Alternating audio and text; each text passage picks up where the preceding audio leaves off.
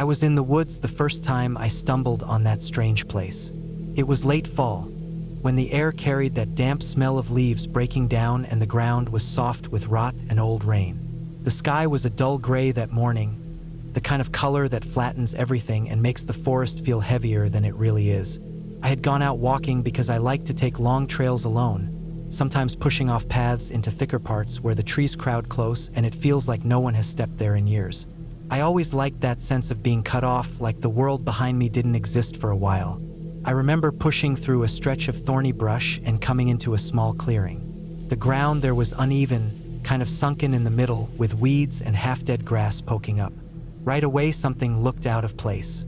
In the center of the clearing was a square of wood, like old planks bolted together. I realized after a moment it was a hatch door, the kind that usually covers a storm cellar or basement entrance. It was weathered but not as old as the forest around it. Someone had been keeping it up. What stood out most, though, was the heavy white appliance sitting squarely on top of it. At first, I thought it was a refrigerator. The paint had chipped and rust bled through the edges, but it was still clearly a fridge, just left out in the woods. It didn't make sense. The hatch itself was big enough that two men could have climbed down side by side if it were open, but the fridge sat directly across the center, tilted slightly, its weight pressing down into the wood beneath. I walked around it a few times. My boots crunched the thin frost and I could see how carefully it had been placed. It wasn't dumped there at random. Someone had dragged it out, lined it up, and left it exactly where it would keep that hatch shut. The hinges on the hatch were newer than the rest of the wood, strong metal, unbent and clean. The handle was bolted down. Whoever put this thing here didn't want it opened. I remember crouching to get a closer look, tracing the outline where the door met the ground. Thin strands of grass and weeds pushed up against it, but they weren't thick enough to suggest it had been there for years. This was recent. I pressed against one corner of the hatch just to test it. It didn't budge. The fridge was too heavy. Even with leverage, I don't think I could have moved it by myself. What stuck with me most was the intention behind it. A hatch door in the middle of the woods wasn't all that strange by itself. There are hunting bunkers, old storm shelters, forgotten storage spaces. But covering it with an appliance like that, something that made it almost impossible to lift from the inside, that chilled me. My mind kept going back to the same thought. It wasn't just about keeping people out. It was about keeping something in. The woods around me felt quieter as soon as that thought settled in. The breeze through the trees didn't sound the same. I became aware of every small crack underfoot, every crow call in the distance. I had the feeling that I shouldn't linger, like I was standing in the middle of something I had no business finding. Still, I couldn't just turn away without looking closer. My curiosity overpowered the unease. I circled again, looking for signs of who had been here last. I found tire ruts pressed into the mud leading into the clearing, faint but visible. They didn't look fresh, maybe from a few weeks before, but they told me a vehicle had been brought close enough to unload the fridge. That wasn't the kind of thing someone could drag through dense brush alone. Whoever did it had planned ahead. Kneeling by the side of the hatch, I brushed away dirt and leaves. My fingers touched the edge of the wood, and I could smell the faint trace of something metallic, like old iron or rust. I leaned down and caught another smell too, faint but unmistakable, the sour, earthy scent of damp concrete. There was space down there. It wasn't just a shallow pit. I stood back and felt my stomach twist. The realization hit me that if someone was down there, they wouldn't have had a chance. The fridge pinned the hatch so well I doubted anyone trapped could push it open. I imagined pounding on the wood from below, muffled by the thick planks and then deadened completely by that heavy appliance on top. No one would hear. My legs felt weak and I remember stepping back into the tree line, half hidden, just watching the clearing as if something might happen. I stayed like that longer than I should have, waiting for movement, waiting for a sound. Nothing came. The forest just pressed in silent around me. Eventually, I turned away. My head was racing with all the possibilities, none of them good. I couldn't shake the thought of someone putting that much effort into making sure whatever, or whoever, was inside couldn't come out. The idea of walking back past it made my skin crawl, like I was leaving my back exposed. I kept glancing over my shoulder the whole hike out, feeling watched even when I knew the clearing was long behind me. That night, I couldn't stop picturing it. The square of wood, the fridge, the quiet. I imagined lying in bed down there, the air getting thinner, the dark closing in. I thought about how deliberate it all was. Someone had gone through real trouble to do this. That meant purpose, planning, control. It meant danger. I thought about reporting it. The image of calling someone, explaining I found a hatch in the woods with a fridge on top of it, sounded almost ridiculous when I played it over in my head. But I couldn't laugh it off. Every time I closed my eyes, I saw it. That was enough to make me realize it wasn't just some odd junk pile or forgotten bunker. I never went back to that spot. I didn't tell many people either, because I knew how it would sound. But even now, years later, when I'm in the woods and I come across an unnatural clearing or some sign that people have been there where they shouldn't be, my stomach turns the same way. I remember standing in front of that sealed hatch, staring at a place designed to make sure someone never came back out. I dodged something that day. I'll never know if anyone was in there or if it had already been emptied, but I know one thing for certain. Someone put that fridge there for a reason, and whatever that reason was, it wasn't good. That image has stayed with me more than anything else I've seen in the woods, because it wasn't just strange, it was intentional. And intention in a place like that is scarier than anything else. That was the day I realized the woods don't just hide natural dangers. Sometimes they hide what people don't want found. Sometimes they hide what people don't want escaping. And when you stumble across something like that, the smartest thing you can do is walk away and never come back. I remember the woods being different that day. I had been out hiking countless times before, but that particular morning felt heavy. The air was thick with moisture from a storm the night before, and the ground was slick with mud that clung to my boots. I could smell the dampness in everything. The bark of the trees, the soaked leaves, the moss underfoot. I had set out early, when the world was still gray with dawn, and I carried a small pack with some food, water, and a flashlight. I wasn't planning to stay long, just to walk far enough to feel alone for a while.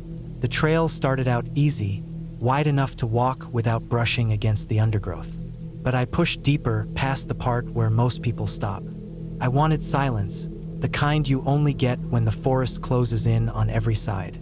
After a while, the sound of cars faded, then the sound of people, and then it was only me and the occasional crack of a branch. I've always liked that, but this time the silence wasn't comforting. Pressed down on me, about an hour in, I found myself stepping into an area I didn't recognize. I knew the general direction of where I was going, but the trail had narrowed until it was barely more than a deer path.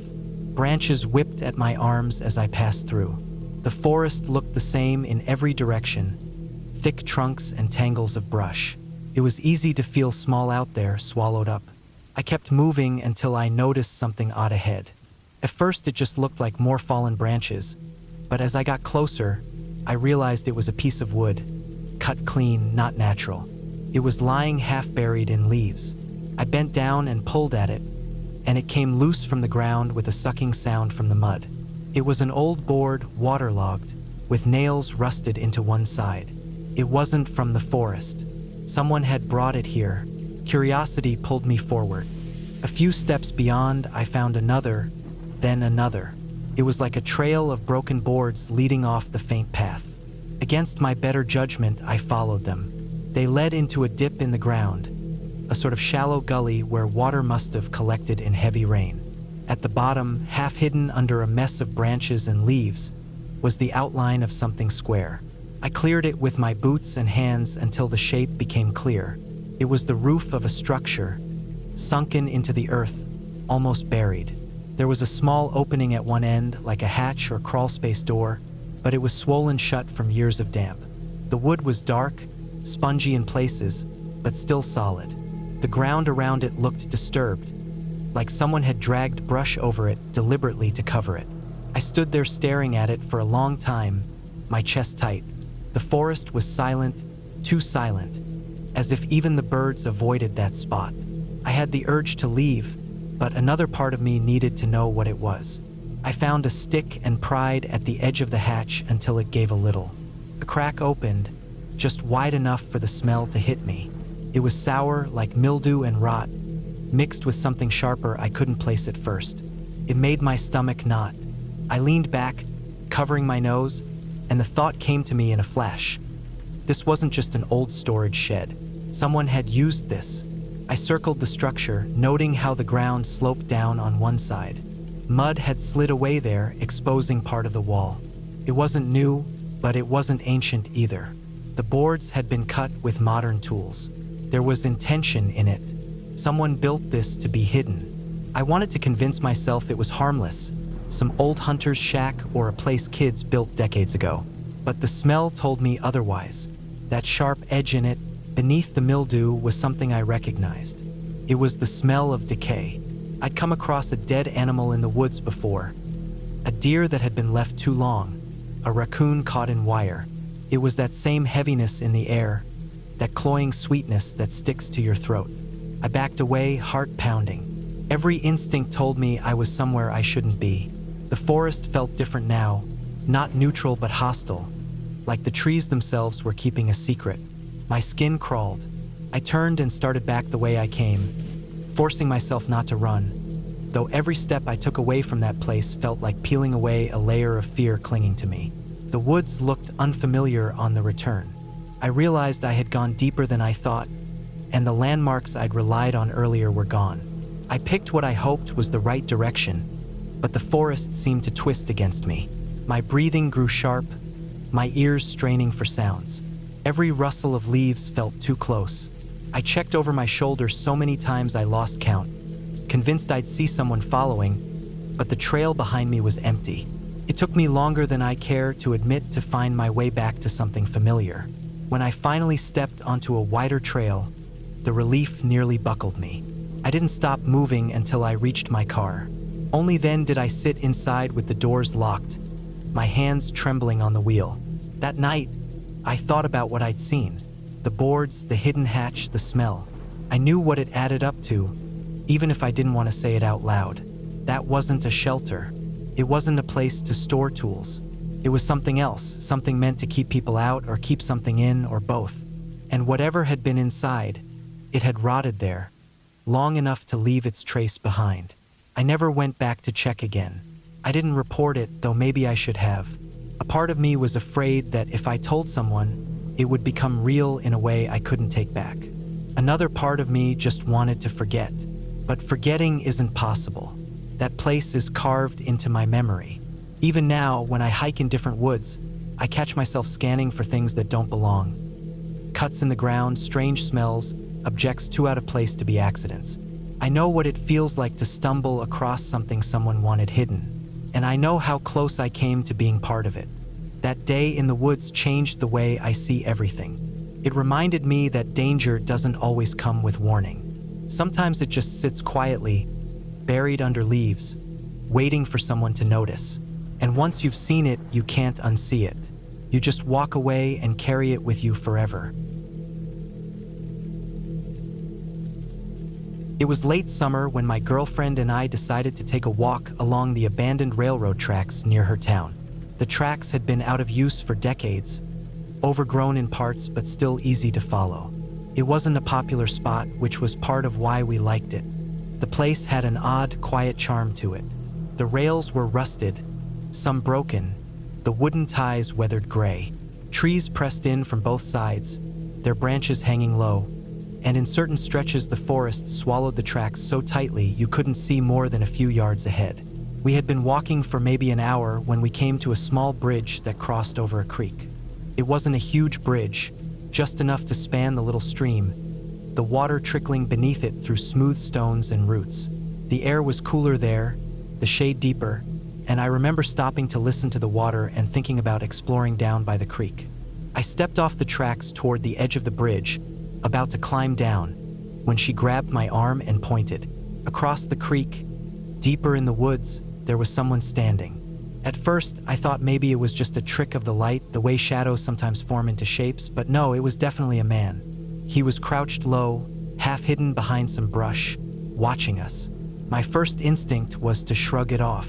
People wander in the woods all the time. Maybe it was just some guy hiking or camping nearby or even fishing, but something about the way he stayed crouched, unmoving, his face turned toward us, made my stomach knot. I tried to push the unease away and went back to stepping down toward the creek. But then the man stood up, and that's when I realized he was completely naked. No clothes at all, just pale skin that looked almost gray in the shade of the trees. His body was thin, his posture rigid. He didn't move, didn't call out, didn't do anything except stand there, staring at us. That sight hit me like a punch. It wasn't just strange, it was wrong. People don't hide naked in the woods crouched behind brush, waiting. Every hair on my body stood on end, and I felt my chest tighten.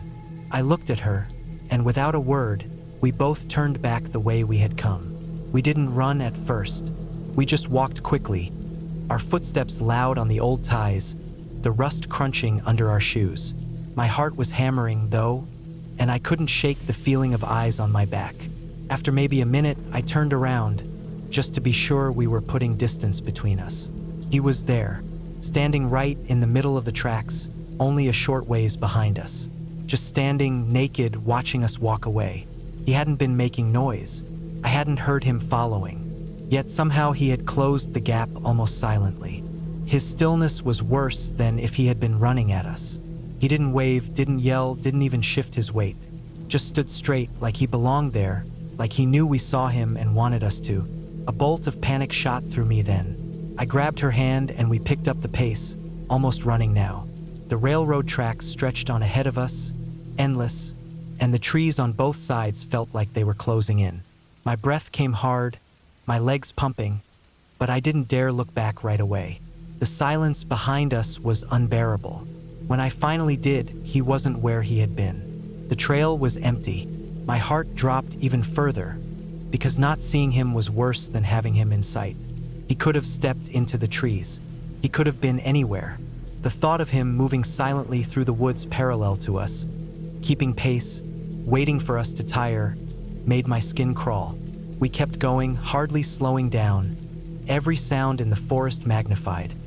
The crack of a twig, the rustle of leaves, the rush of blood in my ears. At one point I thought I saw movement through the trees, just a flicker of pale skin slipping between shadows, but I wasn't sure if my mind was playing tricks. My body was shaking, my throat dry. Eventually, the tracks bent, and up ahead I could see the break in the trees where we had started. The sight of open space and the faint sound of a road in the distance gave me a burst of energy. We didn't stop until we were back at the trailhead, in plain view of the road and the small gravel lot where our car was parked. I turned again, half expecting to see him still there, standing at the bend in the tracks. But there was nothing, just empty rails disappearing into the trees. The woods were silent. We got into the car and drove off fast, the tires spitting gravel. My chest still felt tight, my hands trembling on the wheel. Couldn't wrap my head around it. Who was that man? Why was he naked in the woods? Why had he been crouched, hiding, watching? And how had he moved so quietly behind us? I've thought about it countless times since then. Maybe he was on drugs, maybe he was unstable, maybe he was living out in the woods and didn't want people on what he thought was his space. But none of those explanations make the memory sit right. Because what stands out most, what stays burned into me, is the stillness. The way he stood and watched us without expression, without moving, without saying a word.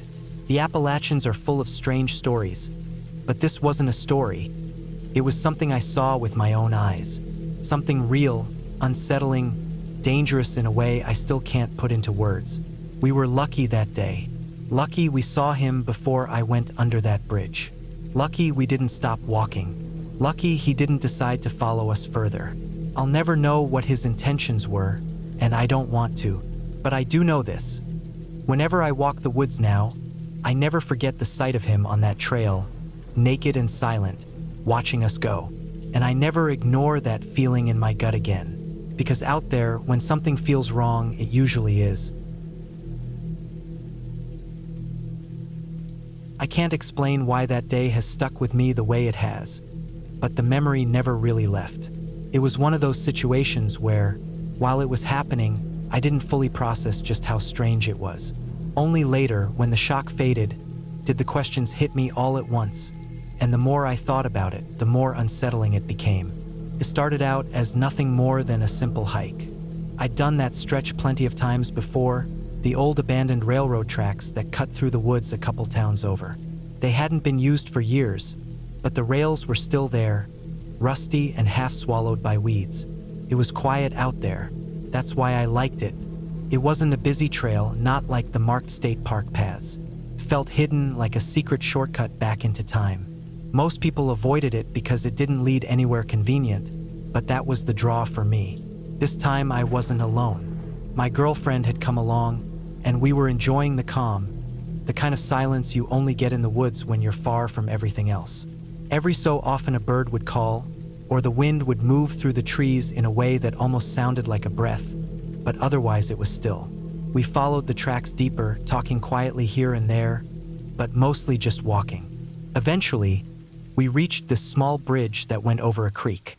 It wasn't big, just enough to let the water flow underneath. The rails continued straight across it, the kind of thing that looked like a perfect spot to climb down and explore beneath. I'd been meaning to check out that creek for a while, and now that we were there, I decided I wanted to. I told her I was going to head down below, see what it looked like under the bridge. I started making my way toward the slope leading to the creek when she suddenly froze. She lifted her arm and pointed across the tracks, into the tree line opposite us. I followed her gaze, and that's when I saw him. First, I thought nothing of it. Just a man in the woods, maybe another hiker or someone who lived nearby. He was crouched low, half hidden, and my mind immediately tried to rationalize it. Maybe he was foraging, maybe just resting. The woods bring all sorts of people out, and I didn't feel threatened. I shrugged it off and kept walking toward the creek. But then he moved. He stood up from that crouched position, and that's when I realized he wasn't wearing anything. Nothing at all. He was completely naked, pale skin catching bits of light through the trees. He didn't say anything, didn't do anything except stand there and look in our direction. The hair on my neck went up instantly. I didn't know what to make of it. My first thought was that something was seriously wrong. Nobody does that out there, not in the middle of the woods, miles from anywhere. It wasn't hot, it wasn't a beach, and there was no reason at all for a man to be standing out there naked.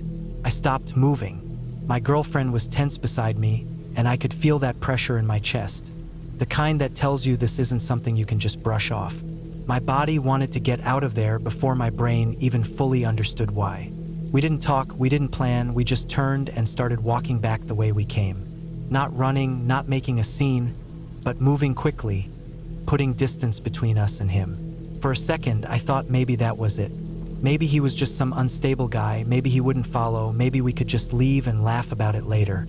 But then, a minute down the trail, I glanced back. He was there, standing in the middle of the tracks now, completely exposed, just watching us. Not following, not chasing, but standing perfectly still, eyes locked in our direction. The fact that he hadn't made a sound, hadn't shown any reaction at all, it made it worse.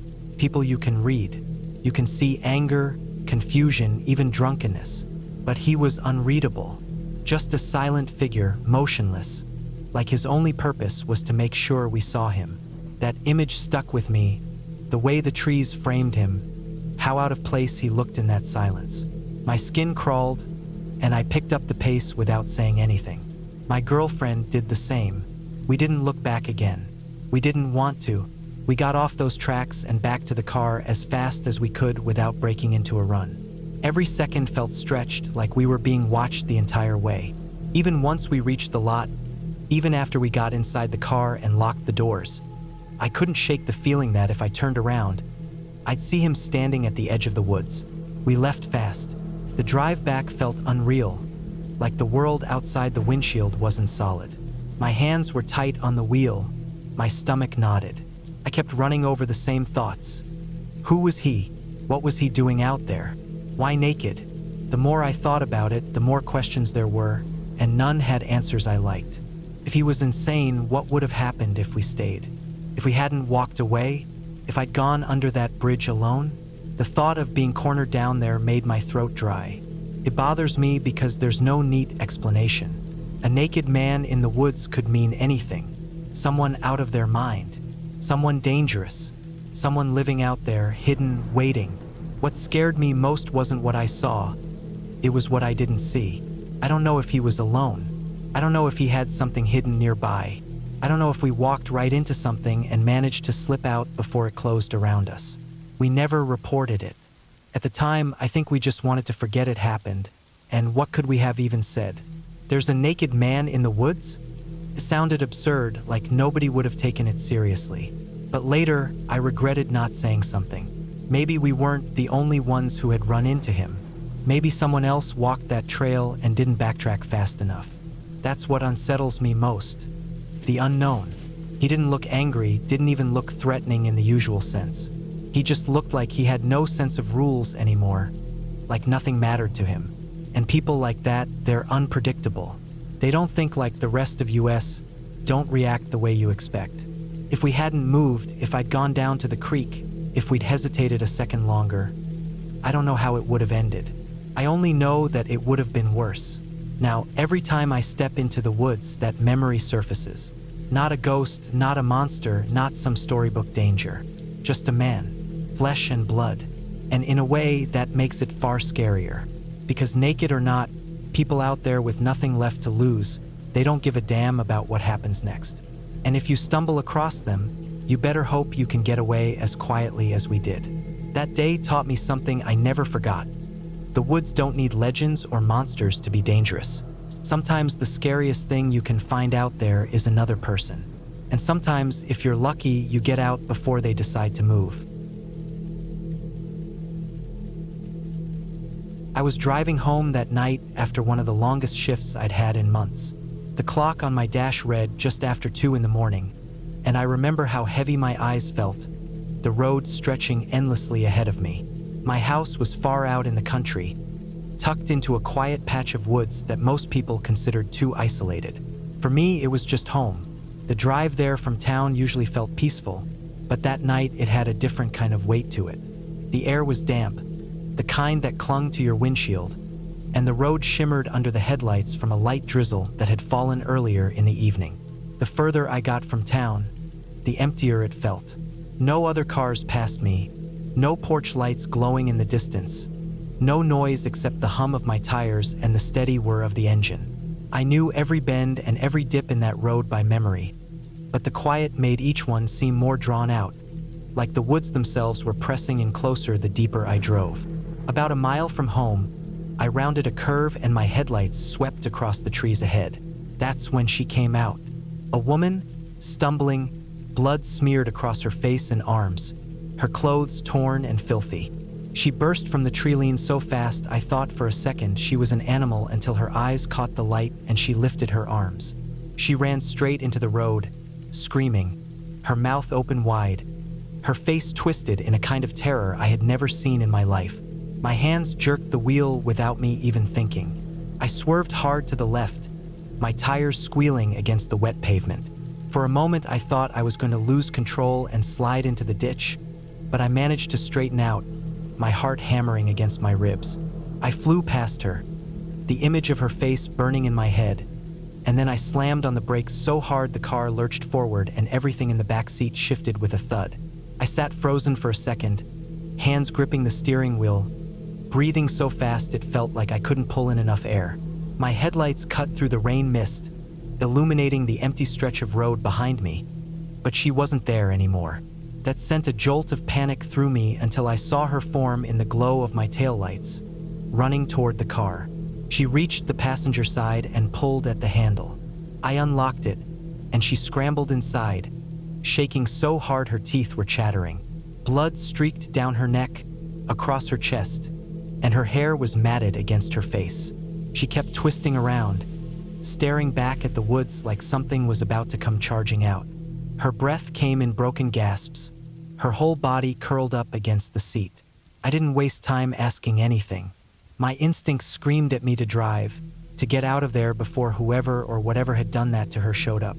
I hit the gas and the car lurched forward, tires spitting gravel before catching the pavement again. My hands were slick on the steering wheel from sweat, and my pulse was so loud I could hear it in my ears.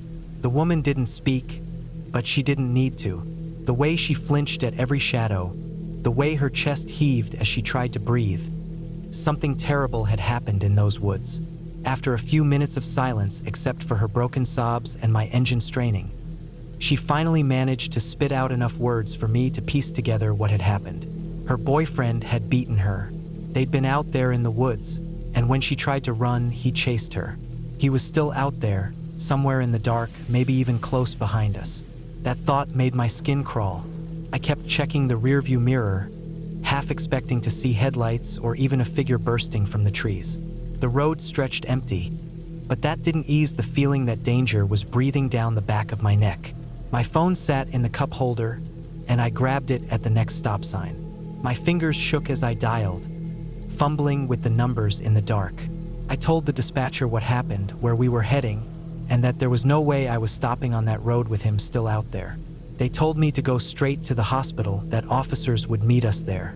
That was enough to make me press harder on the gas, the speedometer creeping higher than I normally dared on those roads.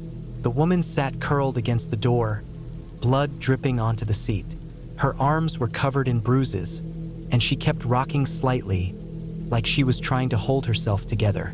Every time I glanced at her, I felt a sick knot in my stomach.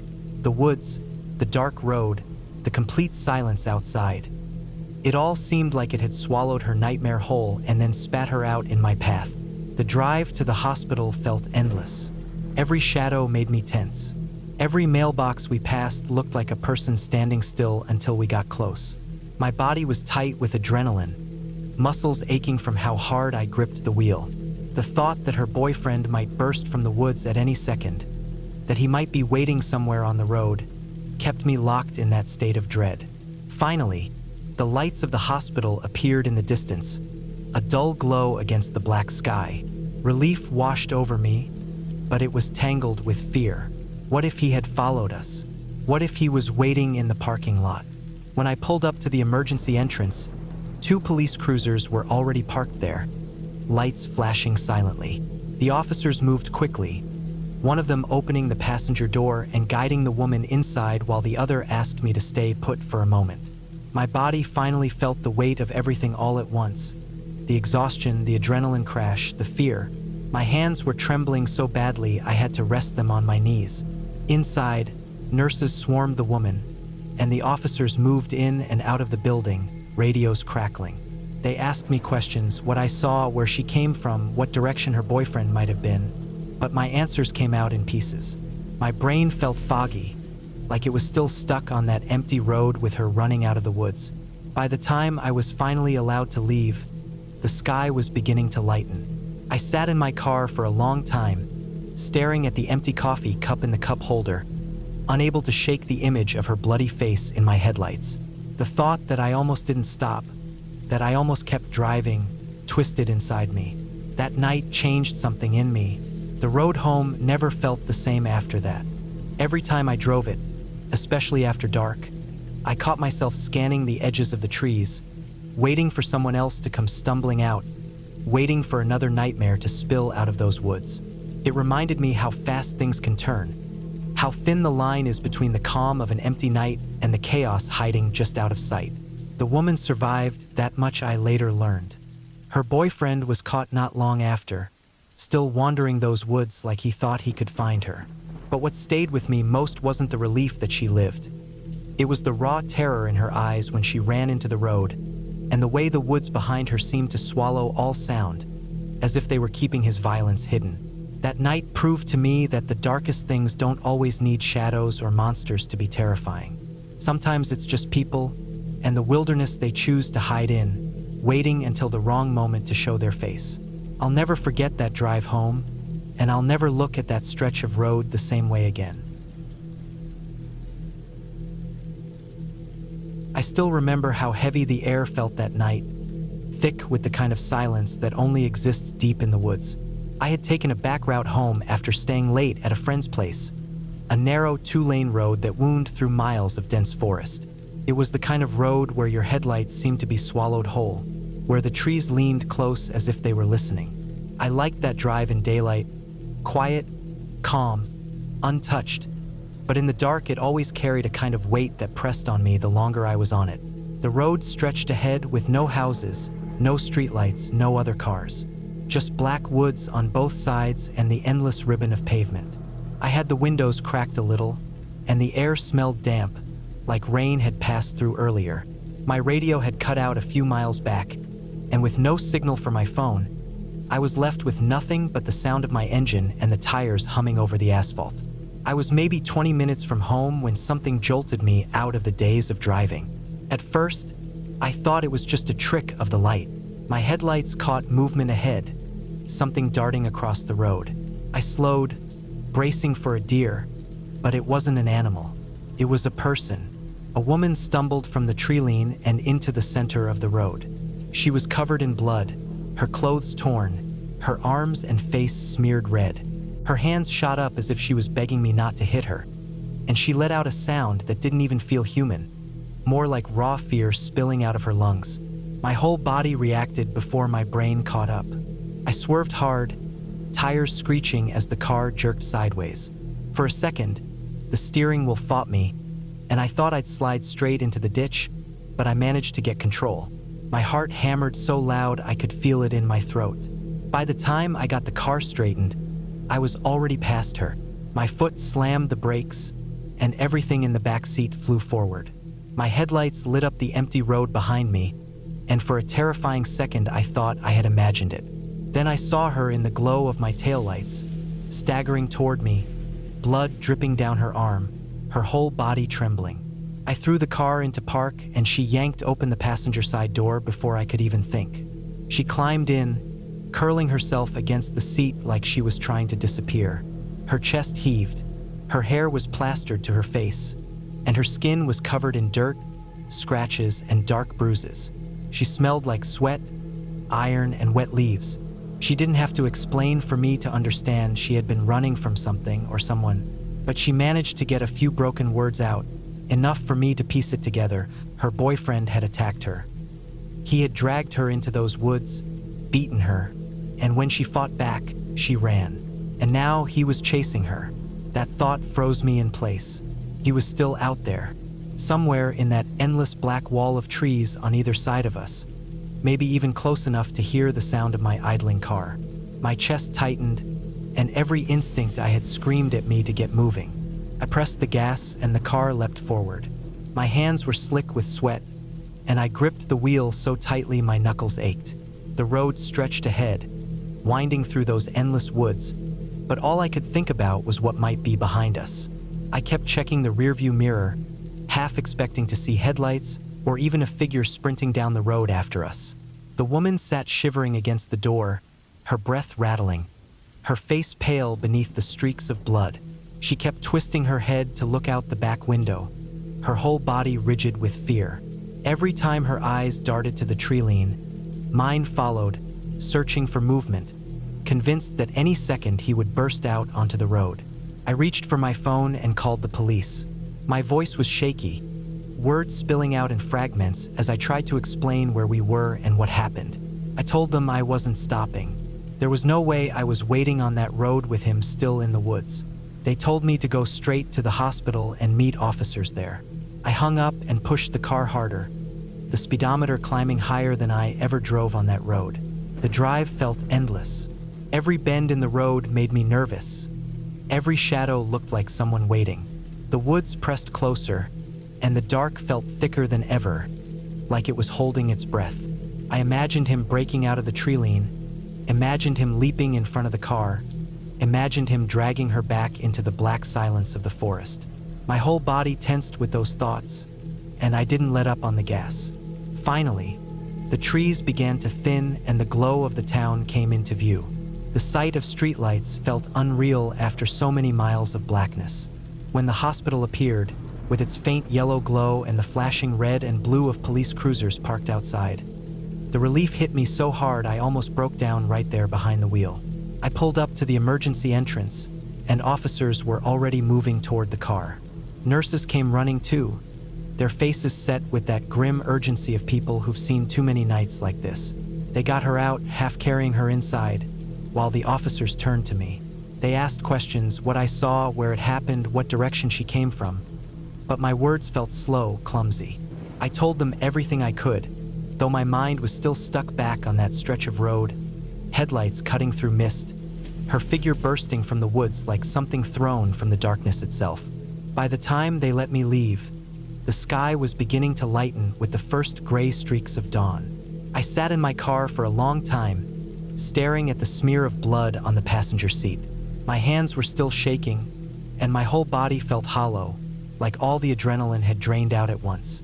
Later, I learned she survived. She had broken ribs, cuts, bruises, and more damage than I could imagine. But she lived. Her boyfriend was caught wandering the woods not long after, as if he thought he could still find her. That knowledge brought some relief, but it didn't erase the weight of what happened. That night stuck with me. The image of her face, the sound of her scream, the sight of her blood catching in my headlights.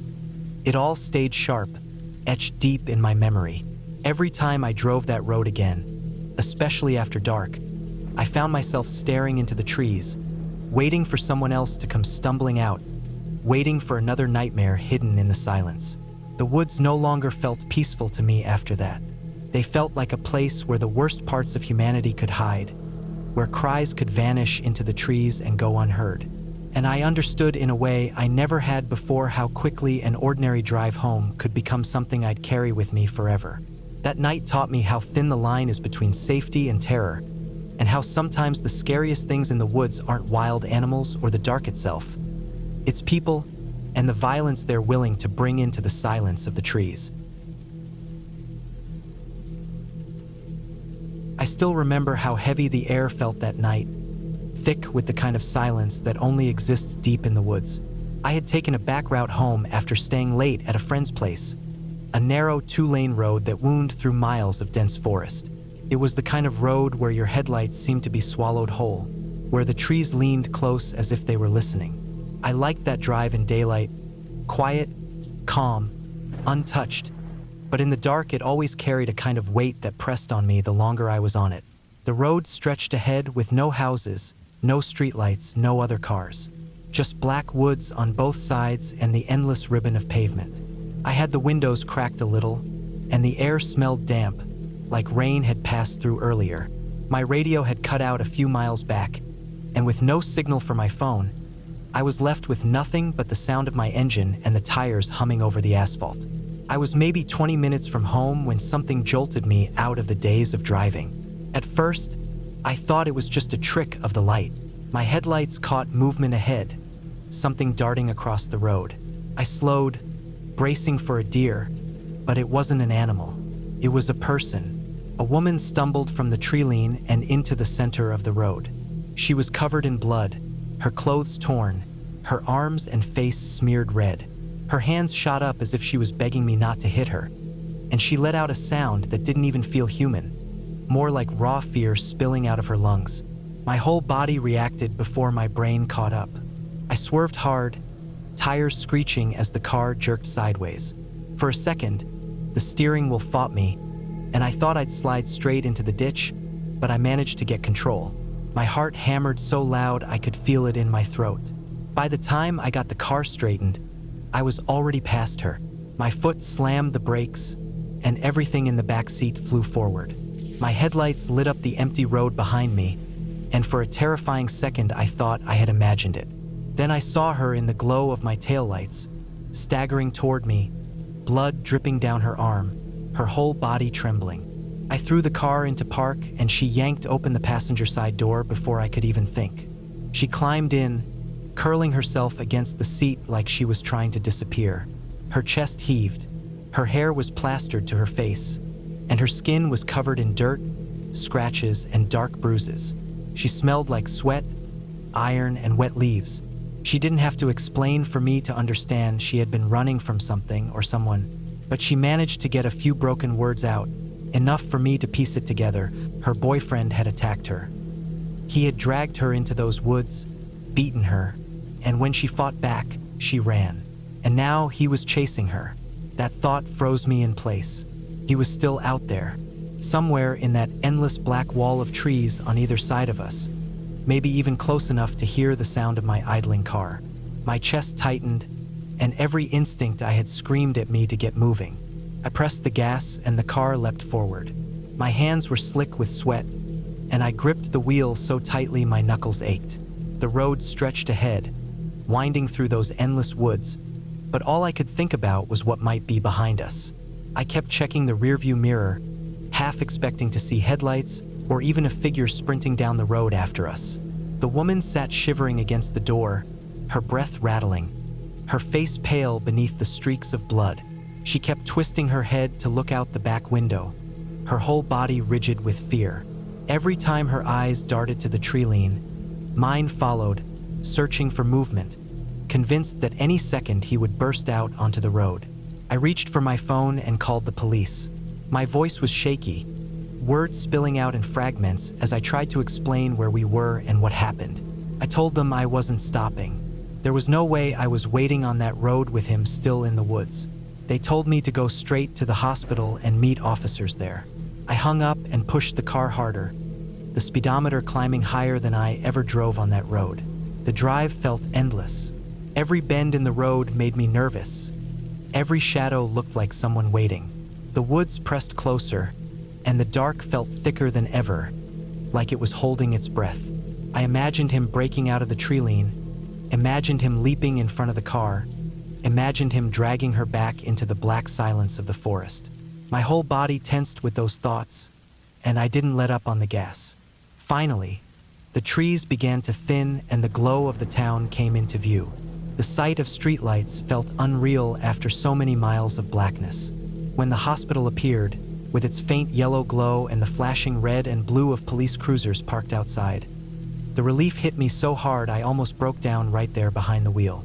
I pulled up to the emergency entrance, and officers were already moving toward the car. Nurses came running too, their faces set with that grim urgency of people who've seen too many nights like this.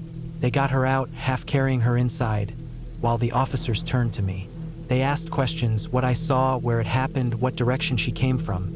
But my words felt slow, clumsy. I told them everything I could, though my mind was still stuck back on that stretch of road, headlights cutting through mist, her figure bursting from the woods like something thrown from the darkness itself.